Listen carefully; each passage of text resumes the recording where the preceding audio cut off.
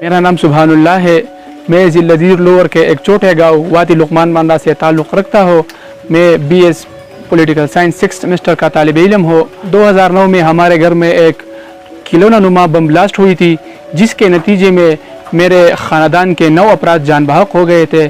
اس میں میرے بڑا بھائی بھی شامل تھا. اس کے بعد ہمارے مشکلات میں اضافہ ہو گیا، کیونکہ اس کے بعد میرے والد صاحب کی نظر بھی چلی گئی اور جو گھر کی کفالت کی ذمہ داری تھی وہ میرے سر پر آ گئی. گھر کے واحد کفیل ہونے کی وجہ سے میں نے کم عمری میں چھوٹے موٹے کام شروع کیے اور اس کے ساتھ ساتھ میں نے اپنا تعلیمی سفر بھی جاری رکھا. میں نے گھر کی واحد کفیل ہونے کی وجہ سے مختلف جگہوں پہ چھوٹے موٹے کام کیے، جس میں میں نے پکوڑے بیچے، میں نے سموسے بیچے، میں نے کپڑے بیچے، اور اپنی گھر کی واحد کفیل ہونے کی وجہ سے میں مختلف مشکلات سے گزرا.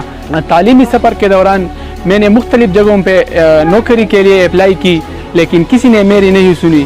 پھر ایک دن میں نے ایک لوکل اخبار میں خیبر پختونخوا پولیس کی بھرتی کا اشتہار دیکھا، تو میں نے سوچا کیوں نہ میں اس کے لیے اپلائی کرو. لیکن ساتھ ساتھ دوستوں نے یہ بھی کہا کہ یہ سفارش کی کلچر ہے اور آپ جیسے غریب کو کون نوکری دے گا.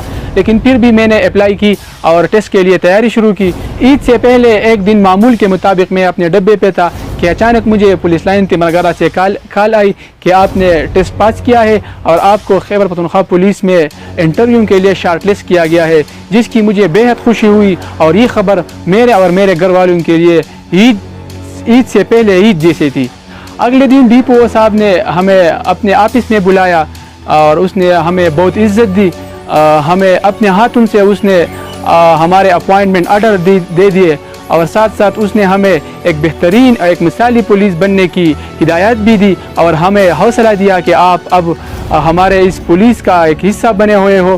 KP پولیس میں بھرتی ہونے کے لیے نہ میں نے کسی کو پیسے دیے اور نہ میں نے کسی سے سفارش کروائی. مشکل کی اس گھڑی میں شفافیت سے مجھ جیسے غریب کو اپنا حق دینے پر میں IG خیبر پختونخوا، RPO ملاکنڈ اور DPO لوور دیر کا بے حد مشکور ہوں.